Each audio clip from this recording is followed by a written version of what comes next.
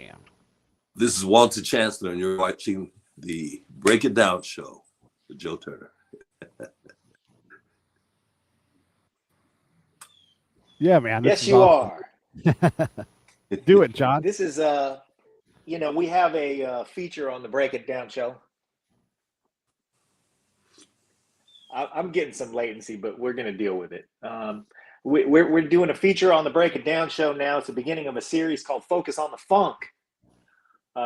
This is the second installment of that series. Our first was with Wes Mabey, our favorite studio engineer. However, today is a seminal episode. Now, one of the things that we do on Focus on the Funk is we feature some artists with funk bona fides. So today we have two guests.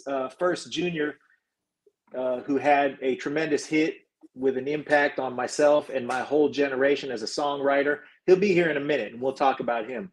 But who is here with us right now is Walter Chancellor Jr. He's a veteran of the music business, having performed as a touring saxophonist with the likes of Willie Nelson, Larry Graham, Cameo, Maceo Parker, Louis Johnson, the Pointer Sisters, and the greatest of all time, of course, Prince.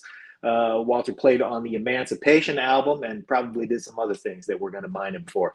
But those are, if there aren't true funk bona fides, there are those right there.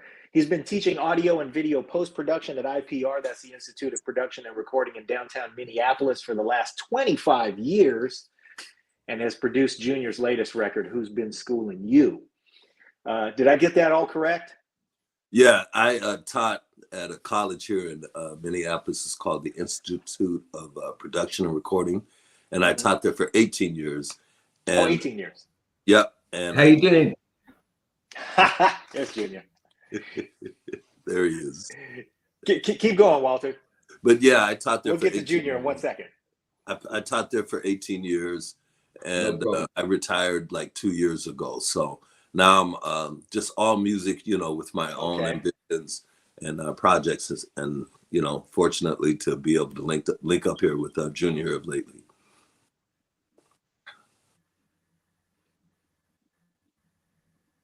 Yeah. Well, I started to tell our audience just before you joined us, Junior, that you had such an enormous impact on my generation with your huge hit, Mama Used to Say. And that song, in addition to being a huge hit and establishing you right out of the gate in the music business internationally, one of the things about that hit was it had not only that catchy hit with the growly hook, but also the harmonic turnaround that's now cemented in our ear holes. And it was such a unique sound, and so sampled. And of course now it's inescapable. So this series that we're doing, Focus on the Funk, I want to focus on a couple of things. First, we're going to talk a little bit of history with each of you. All right. And then we're going to talk about the song that you've just produced, which is your new single, Who's Been Schooling You? And then we're going to talk about some technical things because I have a couple of veteran technicians.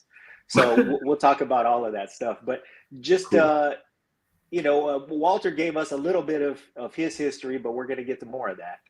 But Junior, I wanted to ask you, with an enormous hit that has carried you, and your impact on the music business for many, many years, tell us what that song has done for you. Wow. I think that song has just made me realize how much touching people really excites me. All right. It was being able to, as a kid growing up, you're being touched by things going on around you. So the music was coming from the church, it was coming from the radio, it was coming from bands that my brothers would take me to go and see. And watching people's emotions just go off, listening to music and how it would make them feel. And I wanted to be able to do that, to be able to just make a record and sit back somewhere and just watch people get crazy for this tune. And when Mama came out, excuse me, I was on tour with a band called Lynx, and that was in the winter, and in the spring, I came over to America, and I was taken to a block party and played Mama at this party, and I was at the back, and I watched these kids killing themselves, dancing and the smiling and the vibe. That was like a tingle all over. That was it for me. You were managing to touch people with your art form in a way whereby it was positive. That was the beauty of Mama, and still is the beauty of Mama today. Magnificent. Well, we have a fan of the show who we've become really good friends with. Her name is Julie. She lives in London, and by complete coincidence, she had very recently lost her mother.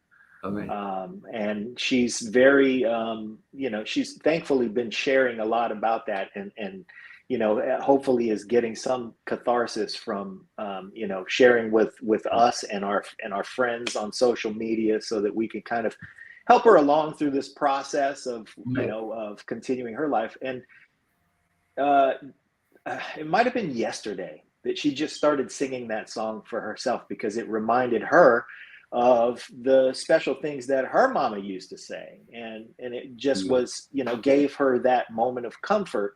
And then today she saw that we were going to have you on the show. So, just a little note to her, and a note of your continuing impact on everybody.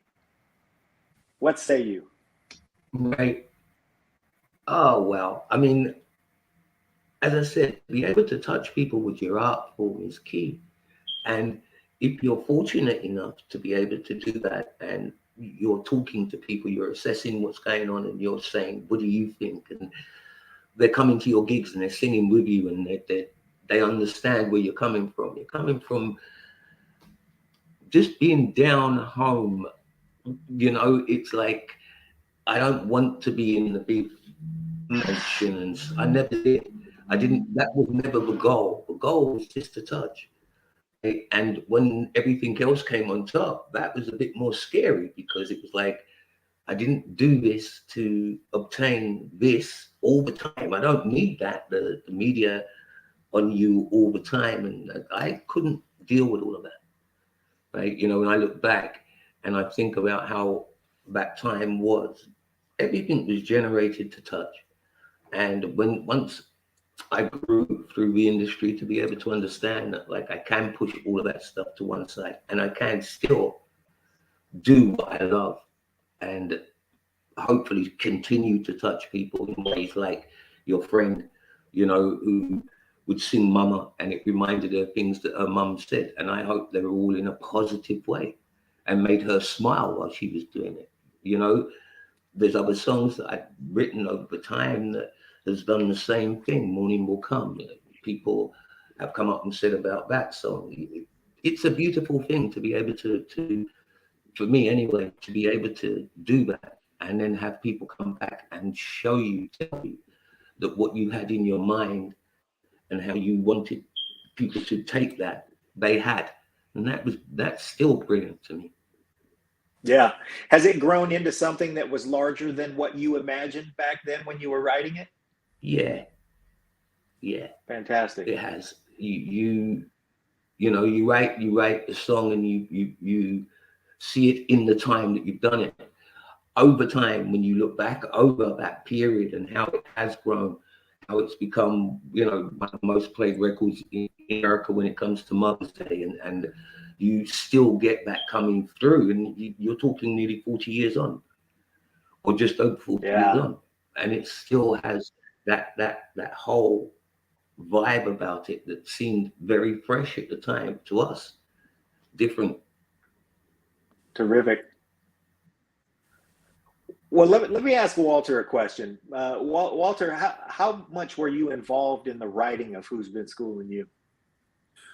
Actually, it was a tune that I constructed years ago, and it just sat on the bricks for a minute, so to speak. Sounds like we might be having a connection issue. Walter, can you hear me? Yes, can you hear me? Yeah, we can hear both of you guys, so just continue to go, John, if you can. Mhm. Answer the question, if you would, Walter, about the idea that was sitting on the bricks for a little bit, and I'll work on John. Yeah, Who's Been Schooling You was basically a funk track. And it was sitting on the bricks just like a car would be on the streets that's been stripped of the wheels.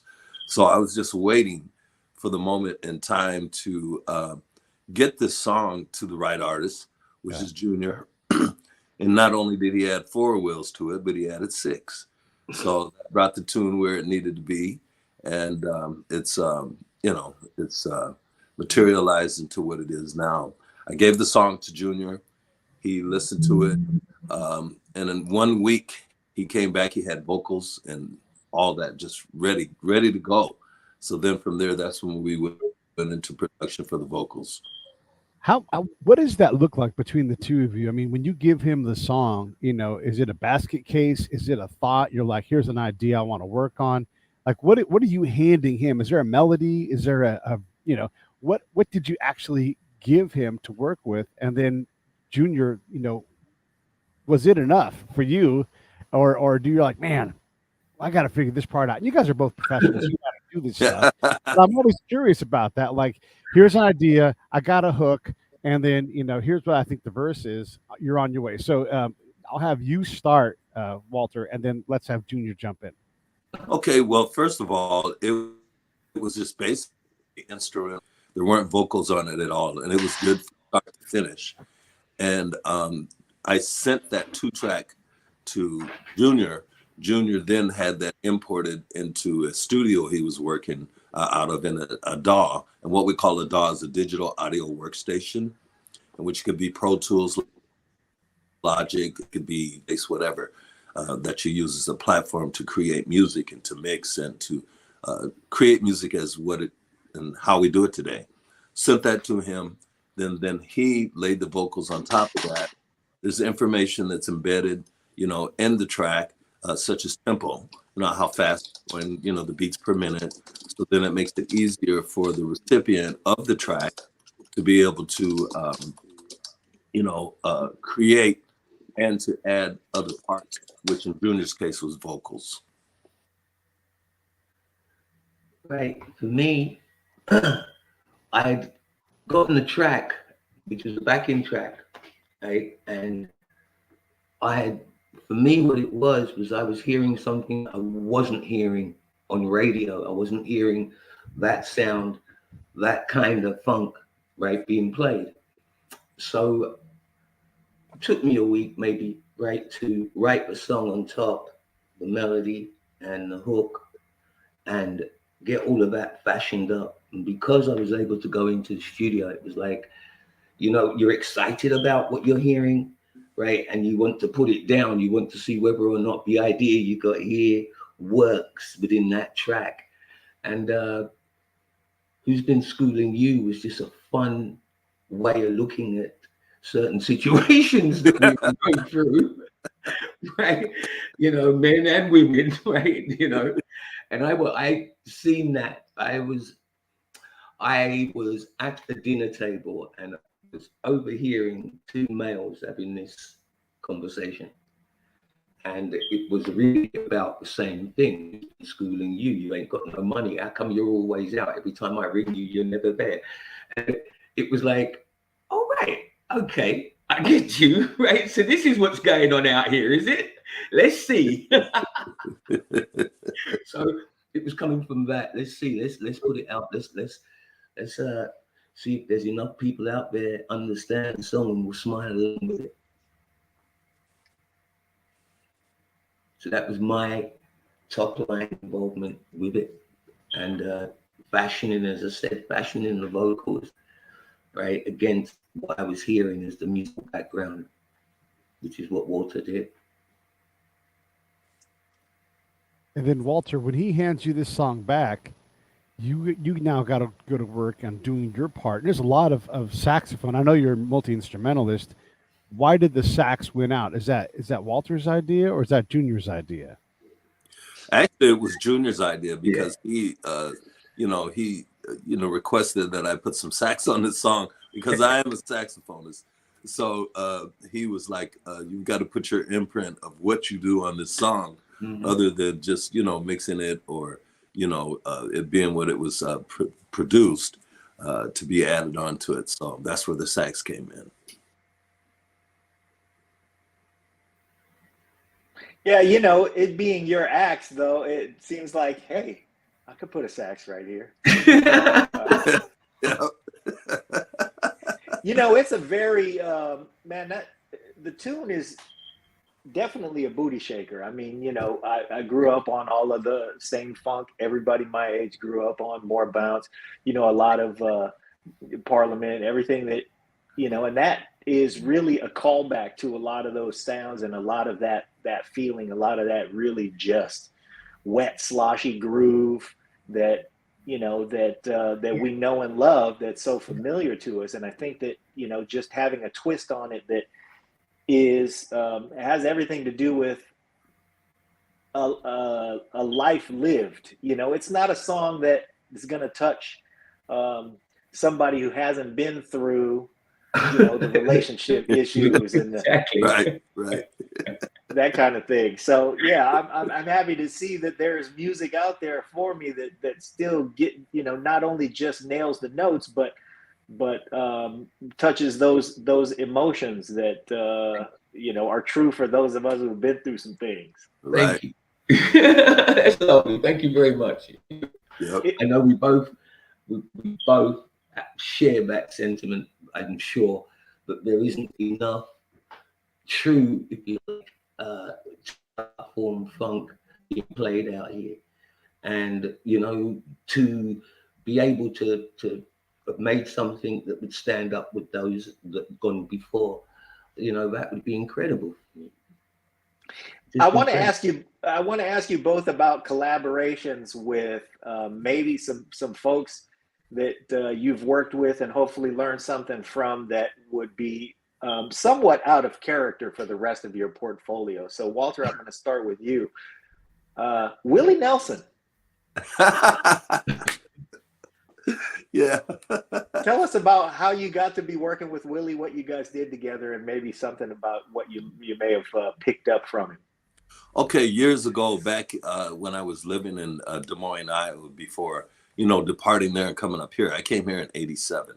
So this was back in about '83, '84, and I don't know if you remember back when they had the farm aid, helping the farmers and all that. So he came to Des Moines, and here he is on stage, and you know, he looks at a couple of our band members who performed for that show before he got up, and he kind of waved us up on stage like, hey, get up here, you know. So we went up, and there I'm standing, I'm seeing Willie Nelson. I was like, you know, looking at him, you know, at that time, I was looking at him to pass me a joint or something, you know. But here I was on stage with Willie Nelson. And, you know, I got to play. And so, you know, I was watching the news, and this is CNN back in the day. I'm watching CNN, and I'm like, oh, man, there I am with Willie Nelson. You know, come on. I had my 15 seconds of fame real quick. And I was just so proud of that. And I just kind of rode that whole moment for a long time. I mean, yeah, so it wasn't like Willie called upon me to play with him, like on tour or anything like that, but that was that moment. It's just one of those magical moments. And I could give you another situation where I had a magical moment. So I was out at Paisley Park with Prince. Oh, here we go. And so, you know, he wanted me to play on this the song for Chaka Khan that he produced, and it was called "Reconsider You Better," and it's on her record called "Come to My House." So I go out to Paisley Park, and I walk in. And then I look in the rotunda, and there's Chaka Khan. And she looks at me, she goes, you look familiar. Well, I had opened for her back in 1991 at Prince's club, infamous Glam Slam. Glam Slam, yeah. Yep, so I walk in, it's time for me to record. Prince has me come in, and then I'm looking in the control room. It's just one of those moments. There's Prince, there's Chaka Khan, and then there's Larry Graham in the control room. And I'm just like, oh my God, you know. So again, going back to Willie, you know, that was just one of those magical moments, something that happened at that moment in time. And, you know, it was just the planets were lined up. That's terrific. You know, those years, like that was around the time when, oh, doggone it, that New Power Generation album came out that had him on it. I remember that tour because I saw it at the Concord Pavilion where he had Larry Graham and Shaka Khan, and they opened for him. And man, there was a lot of magic that was happening right there just because of his collaboration with, you know, with those two legends. And those two legends who, by the way, definitely took a, I mean, Larry Graham would call Prince his little brother, but during that time, Prince was the band leader. And they definitely were like, we're going on the Prince tour. Mm-hmm. And we're going to take advantage of the fact that Prince right now is at the height of his musical powers. Mm-hmm. And that's when you got to experience him. Yep, exactly. And yeah, Larry used to call him baby brother. Call him baby. Yeah. Wow. So, and we're going to get back to that in just a second, but I want to ask the same question to Junior. Junior, in terms of collaborations that we wouldn't see coming from you, David Soul.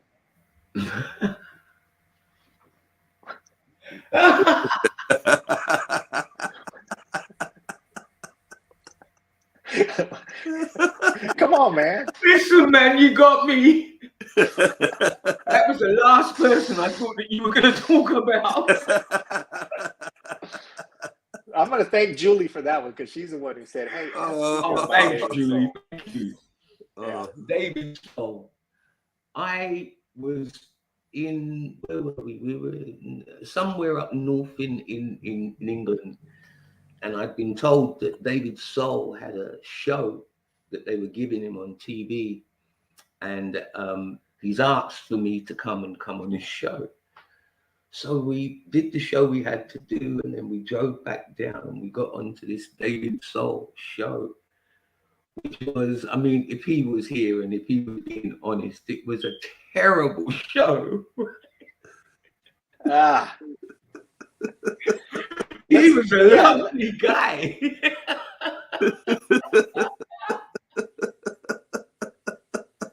That's terrific. You know, you say terrible show, but you know, to our audience, we call those resilience builders. Oh, okay. Those shows are important to all of us, and they build character. So yeah, no, that's fun that you got to be a part of that show with him. Now, we don't know him, and he's not been on the show, but you know, Pete and I are both fans of his work, and you never hear anybody say a bad thing about that guy. No, you'll never. He's true. You know, at least to me, he was. There was nothing about him that you felt. You know, sometimes you meet people and your spirit doesn't take to them. Yeah. But with David, he was like this. It's like, you know, he just encompassing, and he was warm, he's genuine, you know, and genuine, right? So yeah, I haven't got a bad word to say about him at all. Terrific. Well, let me ask you then, because I still have a couple things to ask Junior about this topic. Walter about this topic, but Junior, first to you.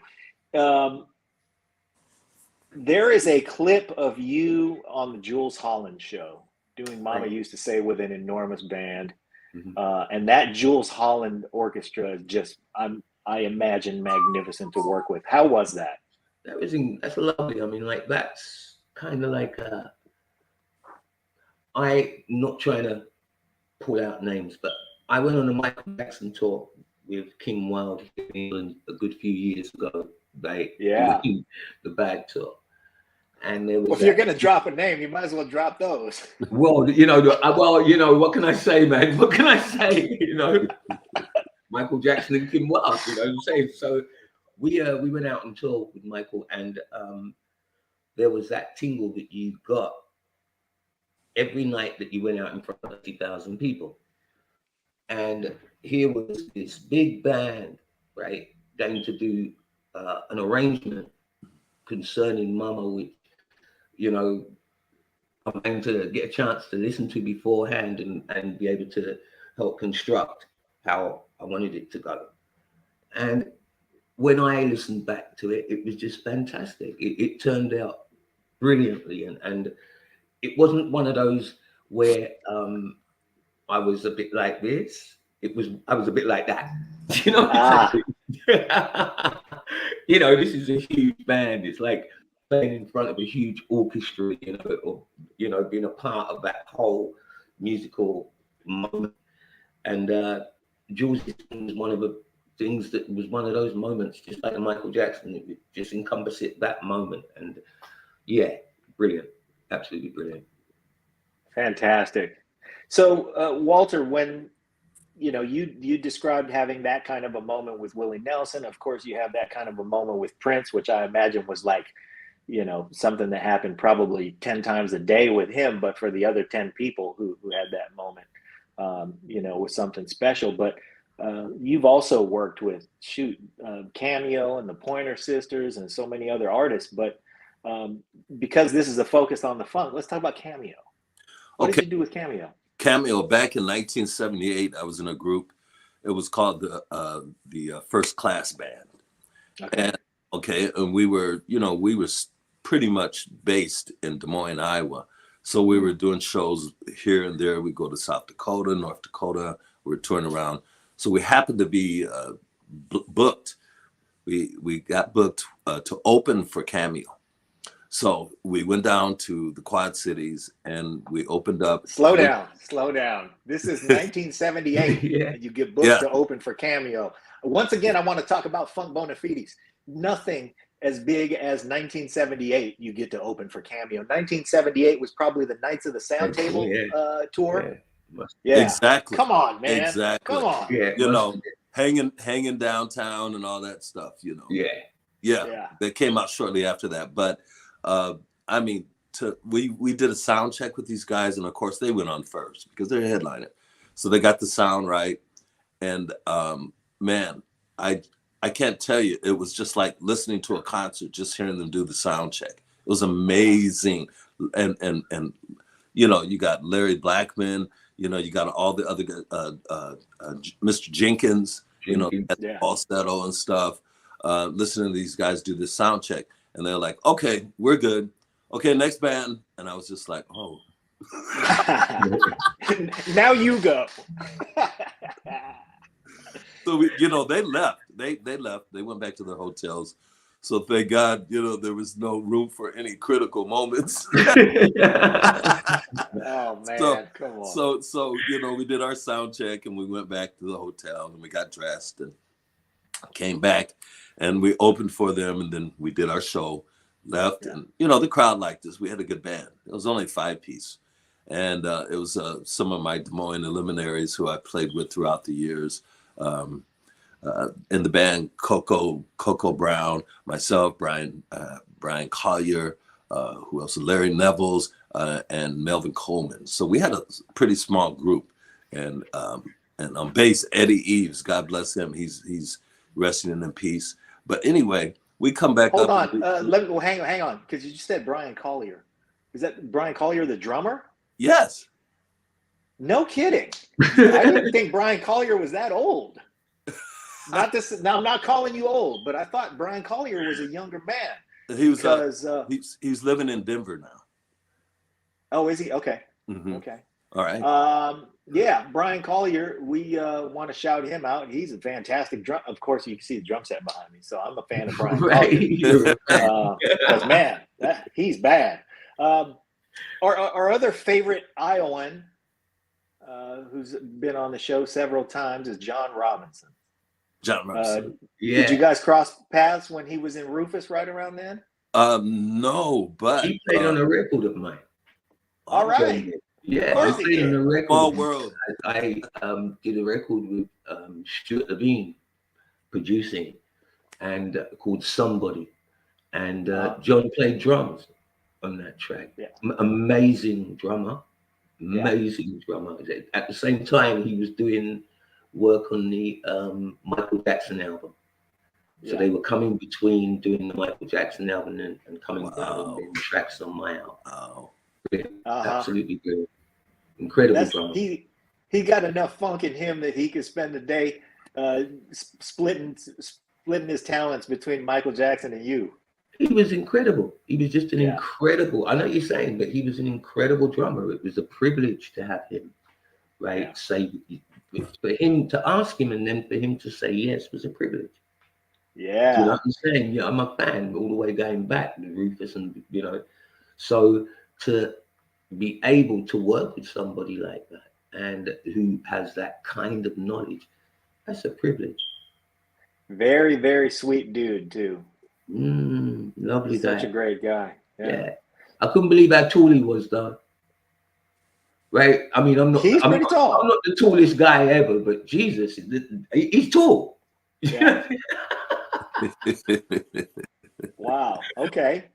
Well, this is all great, man. I mean, it seems like this web, you know, like the web of the funk that starts to spread out, but always comes back to itself. Yeah. You know, here's where it all intertwines. Yeah. And you know, I think being from California, where I am, and then being from London, where you are, Junior, maybe we don't pay enough attention to places like Iowa or places like, I mean, you know, sometimes there are a couple things that I bring up whenever somebody goes, oh yeah, I love funk music. I go, oh, you do you? Okay. I always have to ask, you know, first thing I ask is, well, what do you know about Betty Davis? Because Betty Davis's records they're kind of, I consider them like a funk secret handshake, because a lot of people don't know about those. And then the other thing I say is, okay, where are you with Dayton, Ohio? And you know, if you don't know about Dayton and you don't know about Betty Davis, you don't know about the funk. You don't know about the funk. So yeah. So now I'm really intrigued to hear that you guys bring all these experiences with you, these years of resilience building gigs and all of this wisdom with you. You finally get together. Mm-hmm. And by the way, I want to shout out Aaron Cashley Stewart for putting this thing together and for just being, you know, man, such a homeboy for us and our show, and for making this happen, because I'll never be able to thank him enough for this. So how does that all come together, and when did you two realize that, you know, the vibe was right, that you should be collaborating? For me, I think it was when we did, who's been schooling you, and our conversations in how we were hearing it being constructed and how we were hearing it in terms of the finished product and what we wanted in terms of the effect. I think that kind of slammed home to me. There was something there was a synergy somewhere there. And that was what, for me, makes me really happy about the whole project, to be honest. That we connected from an English perspective and an American perspective, and we have been able to collide and do something that's very special. And I hope the people who hear it feel the same way we do. Okay. Walter, what is it about Junior's brand of funk that you dig? What did you like about him, and where do you think that comes from, being that he's on another continent and yet still doggone funky? Well, I think the whole universe is a lot smaller than what we perceive. Yeah. Okay. All right. So distance is merely a physical thingy, but in spirit and collaboration and things like that, minds and I think souls and spirits come together, as what you kind of described in so many words. They come together at a certain point. It's just like a meteorite hitting the earth, you know, and there's an effect. And guess what? After the effect, there's certain things that don't grow anymore. And then there's certain things that do grow, you know, and comes out of it. So it was just, you know, I don't want to call it fate. Everybody calls that thing fate, but I call it more of something that works out of magnetism. And I think things come together as they should. You know, this is just how the universe works, in my opinion. It does what it does. And you can't make the world start turning this way when it goes that way. So I just think it all came together as it should, you know. Fantastic. So speaking of that, you know, those synergistic moments and things coming together as they should, now that you're, that you've got the record down and it's out for the world. What do you see for it? What are you going to do? Are you going to collaborate some more? Are you going to make some more songs? Are you going to hit the road? What do you have planned, Junior? Well, for me, it's kind of like put the record out, let's see where we're going with this, and then if it all works the way it should, hit the road and play some live dates. I've been doing that before the end of last month with Rolls Royce and was out with them here in the UK. So it was really cool and I really enjoyed it. And I figured that, like, Schooling You plus a new album, and let's go back out on the road and let's play to some people and have some fun. Terrific. And then I want to ask you, Junior, why do you think, and is it your experience? Because I see from afar, and what I perceive is that England seems to love soul music even more, and even Americans, soul and R&B artists, even more than we do in America. Do you think that's true? Yeah, well, I think it has a lot to do with the fact that, like, ever since I would say the late 50s, let's say late 40s, early 50s, when rock and roll started to come through. But there was a platform of blues that was going on around the whole country underneath. So when you got to the Beatles in the 60s, you had a modern day band pretty much doing the blues. You had the Stones doing the blues. You had the Yardbirds doing the blues. You had everybody doing their version of the blues. So that music has always been there. It's never gone away. On the other side, you had reggae music, which came in through the late 50s, early 60s, and became a dominant force. So again, these two music forms may seem like it because they're not always on top, that they're not recognized. But if you go to some of the reggae festivals in this country, they're some of the biggest festivals in the country. But none of the actual artists will be on a chart that would say, hey, I'm at number one, or but they're still getting 10, 15, 20,000 people coming out to see them. So again, the power of the music, not the actual message of algorithm telling you that this is number one and that was number 7, and that music stayed there. Then it grew. So then in the 60s now, when you had your whole Motown coming through, you had your Stax coming through, you had all of that kind of stuff that was happening in the UK now, big time jazz funk, Bob James started to come through, Grover was coming through, and we were more a jazz funk country across the board. Up north, they were doing a completely different thing up north, with a lot more of the, if you like, independent labels doing a faster beat music to Motown music. It was a very interesting time because all of these different things were fashioning, but they weren't going away. Everything else was trying to come on top and suppress it, but it always stayed. Then you get to, as I said, the 60s, and then you get to the 70s, whereby now you had English bands now who were coming through. Do you remember a band called Ozubiza? Yes. Do you remember Ozubiza? They did Sharp, right? And they came from the UK, right? You know what I'm saying? So we were beginning to branch out with a style of music that was taken from America and fashioned with West Indian. So then you started to move it now, and it goes into, from that to the British soul thing, it starts to move into rap, because rap was always underneath, and rap was the next form that was coming through, right? Again, a lot of reggae people who came from reggae music, their parents were Jamaican or West Indian, so they were mixing what their culture was with American music as well, and that was bringing out the Biggie Smalls, and that was bringing out, you get what I'm trying to say?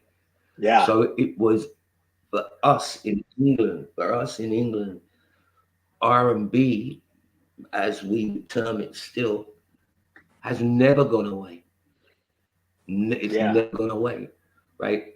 It still continues to regurgitate itself in different ways in this country, in the UK, in different ways that we're still finding exciting, because they are now much more so than they ever did before, are looking back to the history of it.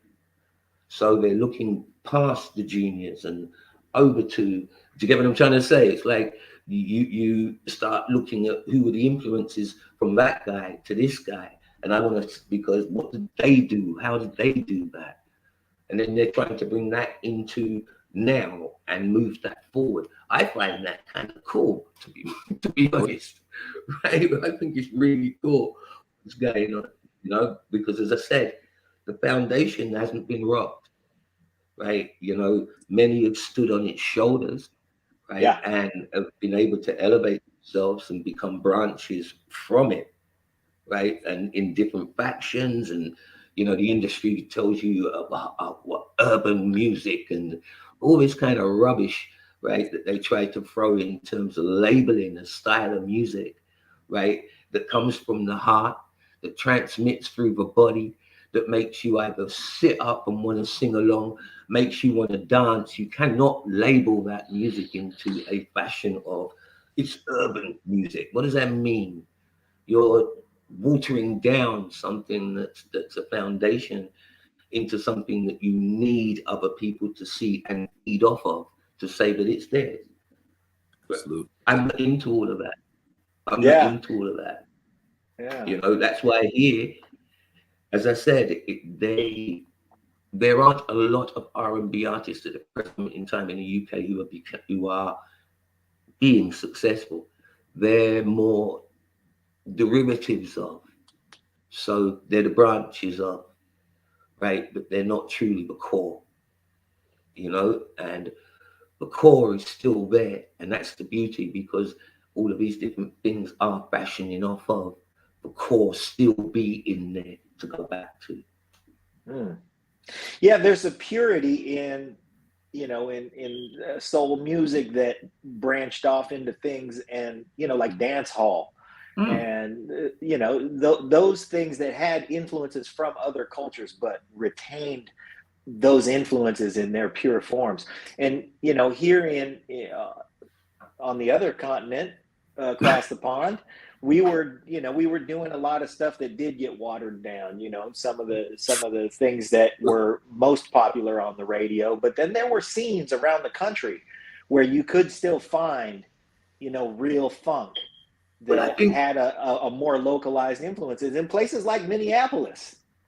I think when, sorry to cut in, but I think I always remember you were talking about Cameo, and I can remember, I think it was the first 5 albums, like Alligator Woman, all these albums. Remember those albums, right? Oh, yeah. None of those albums sold anywhere outside of Miami. 500,000 copies every time out of Miami. Yes, they may have been sprinklers, but it was out of Miami. And then you had Prince, who came along and did Dirty Mind and sold 350,000 copies just out of Detroit. Yeah. Right. So the what I'm saying is the country was large enough and was big enough that a band could sell that amount of records in just one place. Now, if in the UK you were to sell 50,000 copies at that time in one place, they would do what they call weighting, which means that you only sold in one place. You didn't sell across the board. So there's something going on. So we're weighting you down. Yeah. That's what used to go on here. So, well, those things would happen when a local DJ really had the power to break a record in a locality. Right. But you were being held back from that, saying that shouldn't be happening in their estimation. So you get what I'm saying? So it's a bit like you're trying to suppress it by giving it different labels and everything else. I'm trying to liberate it because Yeah, I'm trying to liberate it, because it's like you're trying to make out, it's like putting a whole heap of cement on something and not understanding that sooner or later it's going to grow up, Those weeds are going to come through. It's just how it is, right? It's just how it is. And if you are desperate to continue to do that, right, at some stage it's going to sink, because it's not built on the true foundations. So, where Ray Charles was saying about rock and roll and the poor man's version of the blues and stuff like this, and people may have taken offense, but it was a true fact. And, we here in England kind of accept that as being a true fact. And you look at the history, then you understand. So you can then move forward. We have a solid, I think, foundation in the UK with R&B. I think America still has it. I don't think it's gone away, but I think the commerciality of everything in America makes it very difficult for people to truly stay with something. Because if you're staying with it on a Monday, you've got to move on Tuesday. And if you're not with it on Tuesday, you're out on Thursday because it's moved again. So nothing seems to be that people take it on board and live with it, love it, and stick with it. Right. It seems that people are in a different kind of race than let's say here, and it feels to me on a pace of collision. It doesn't feel like a pace whereby ordinary people are living. Most ordinary people, it seems to me, are surviving. And, to me, it's a crime. We've got too much money in the world. So that's why I'm saying, if we allow foundations that are true, pure, sincere to rock, then we're rocking all of our foundations. And for me, I want to be in the middle of that whole thing. I want to be a centralized piece of that whole thing. Well, you are. That's right. So, That's right. I hope so. You are, definitely. Walter, let me ask you, because I want to shift to the technical as we round third base on this conversation. Is there anything specific to Junior's sound that you had to try to harness on a technical level, and what did you do to try to capture that sound or try to encourage whatever it was he brought that was so special about him? I mean, and what you heard from Junior, I mean, like he says, he wants to be the center of something. I don't even think it's just in a request in his instance. He is the central and part of something that exists, is stronger than something that's in today, out yesterday. So, he knew what to do when hearing the tune. That's all I can really say. He knew exactly what to do. And I didn't have to say, hey man, on that one part, once you sing it, hey dude, could you slow it down in that one part? Can you do this thing in halftime? No conversation like that. It was just like this man took the ball. It was like I was playing football, right? And I said, okay, here comes this new guy on the team. I know who he is. He's a star and all that. And then I hand the ball to him, and I was just like, hand the ball. And go, dude, go. And he just ran with the ball, and that was the story. That's all I can say. I didn't have to coach him. He's been coached throughout his illustrious, own career. So, it was just a matter of him harnessing all that within himself and bringing that to the table and doing what we needed to do on the tune. I agree. Hand him the ball and then try and throw him a block from time to time. Oh, yeah. Yeah, I got his back, but see, a dude like him runs fast, man. So ain't nobody gonna catch him, man. So what's there for me to do but just hand him the ball? That's all I had to do. Terrific.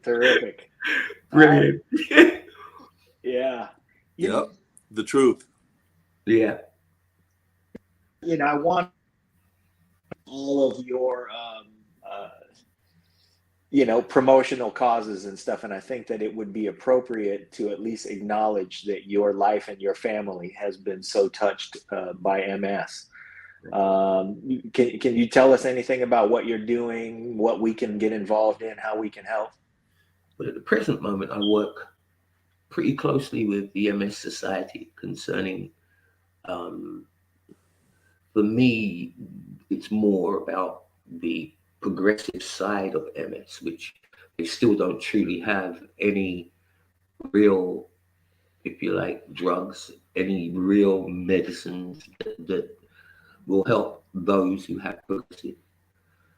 They are trying things, and I truly appreciate and support the things that they're trying to do, especially now with something that was dear to my heart 20 years ago, which was stem cell treatments, and understanding what in 20 years ago I understood what could be possible if you use your own stem cells, right, to fight the bad stem cells. And I saw that in action, and it was a fight for me to see that now come to fruition, and it's brilliant. And that's pretty much, I'm not trying to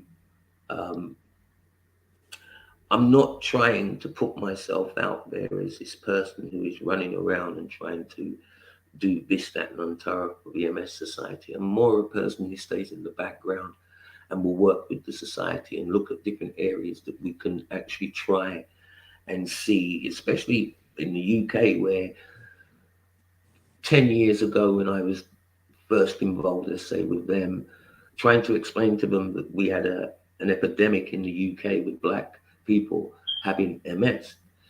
And a lot of it has stemmed from the change from coming from the UK, coming from the West Indies, coming into a cold environment, the way that transmitted and changed how your blood cells worked. And at that time, everybody's like, "Oh, you're a bit crazy." I was thinking a bit out of the box. I wanted to get them to understand that this thing starts not from 18 or 20 when you're trying to put ages on it. This thing starts from 3, 4. My little girl had it from that time.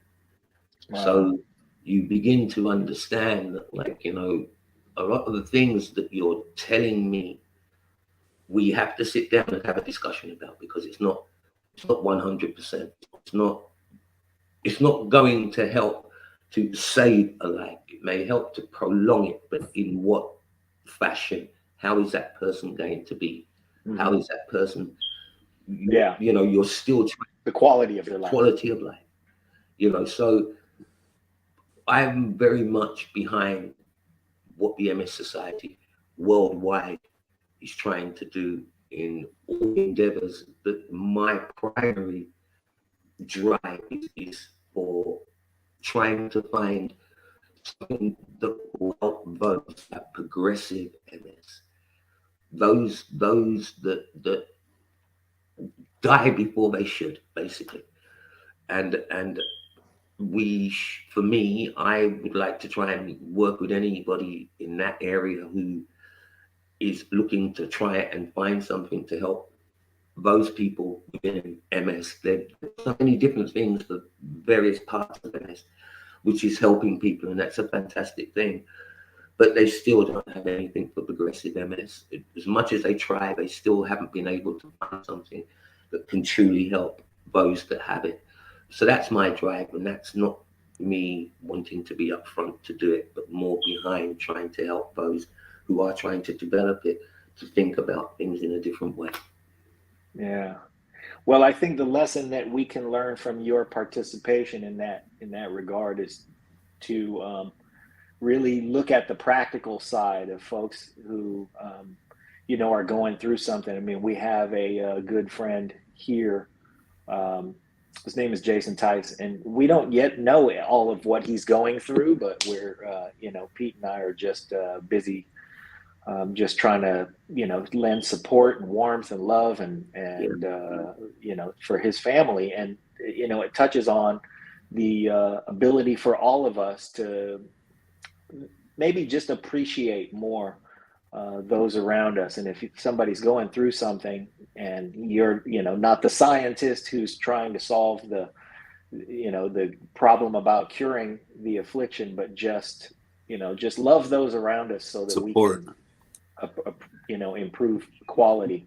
You can only try but to help to improve their quality of mindset, because as the disease takes hold, the mindset and the clarity and the still being able to stay who you are is incredibly important. And the people around during that period of time, that's really the crux of your endeavors with that person, is to keep that mindset fresh so that they're thinking and they're smiling and they're there with you. Everything else in the world, sometimes it needs to just go by, and you just need to center in on nature, to be honest, right? And watch some birds and just put yourself in a place whereby you're able to assess with clarity. So you're not making judgments based off of what you've seen. You're making them based off of your relationship.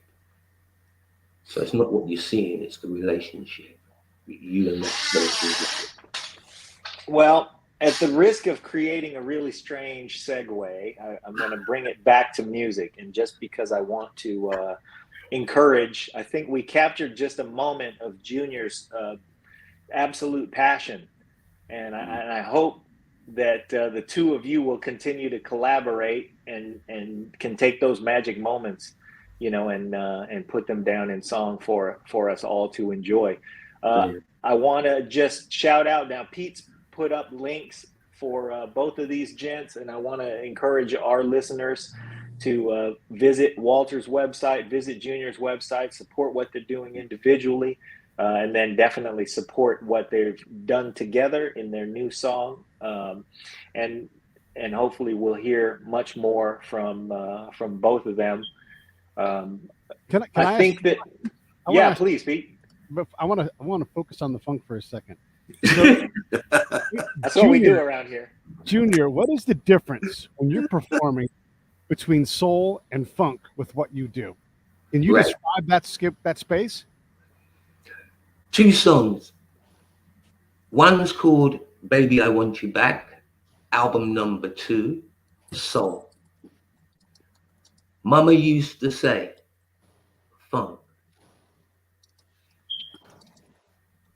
Okay. And then Walter, when you're honking on that saxophone, what is your job in a funk song? My job is to do what James Brown said, make it funky. What does that mean, though? What does that mean? There you go. Make it funky, make it funky. He says it a few times. So if you don't get that, then you're lost. Right. Yeah. Make it I think, Pete and I have these hypothetical discussions about trying to and we realize that, trying to describe funk in words is almost like trying to dance about architecture. So, but it's kind of a fun exercise for us. And I think that, when I think about saxophone, now I grew up with a sax player because my dad's a sax player. Oh, cool. So to me, it always seemed like a soulful sax solo made your torso ring, whereas a funky sax solo was about the spaces where you weren't playing. What say you? Let me say this. So back when I was younger, I was coming up, listening to James Brown, heard James Brown through my grandmother because she was playing his records.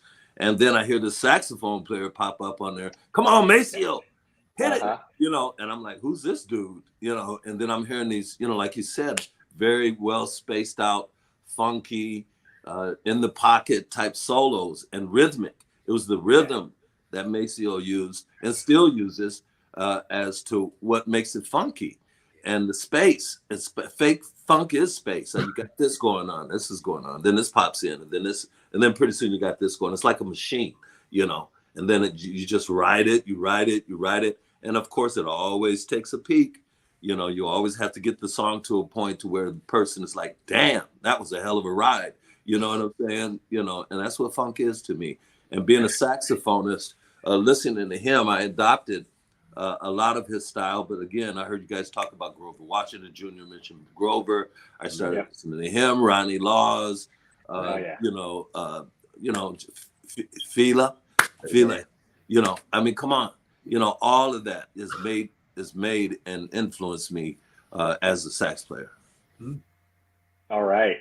Yeah, we try to get to the practical things too about creating funk. As a drummer, I always feel like, you know, in my search for the funk, I try to push the groove forward with my foot and pull the groove backward with my backbeat. And then as a tradesman, you always, as the drummer, you got to let everybody know where one is. So those three things to me, to get to attack Pete's question, it's like those are the practical things that I know I have to do in any situation, you know, because I'm not that flashy a drummer. I'm just a groove guy. But I feel like if I can just try to do that, I'm at least going to be, you know, hey, if you could get Brian Collier, you'd probably get Brian Collier. But if you can't get him, then you might want to call. Then you might want to call because you can at least count on me to let you know where one. Pocket is everything. It's pocket. That's what funk is pocket. I mean, when you're in the pocket, it's moving, it's grooving. I mean, that's what puts the dip in the hip, the slide and the glide, and you know, that's what does it. You know, it's a feeling. You know, remember the saying, "Oh, what a feeling." You know, I mean, that's what it's about. It's all about feel. Yeah, I'm going to have two questions to close up. And I mean this very sincerely. Number one, you don't have to answer now, but just keep it in mind. I definitely want to stay in touch with both of you individually. So as we close this show up, stay on because I want to get contact info, make sure that we're social media connected and all of that business. And then more importantly, you are now on the Focus on the Funk. Can we do this again? Oh, yeah. Oh, yeah, definitely. All right. Yeah, that'd be cool. That sounds great. Our conversation today has been with the two juniors. Of course, look out for their new single, Who's Been Schooling You? And gentlemen, thank you so much. This has been such a tremendous pleasure. Hey, thanks for watching the show. I really appreciate it. Right here, you can subscribe. Please do that. It makes the show grow. Hit that notification bell so you know which incredible guest is coming up next. Down below is the PayPal link. You can put a small subscription in. That is an enormous help. All that money goes right back into the show. And then right up over here are the next episodes you should listen to, curated by yours truly. Thank you.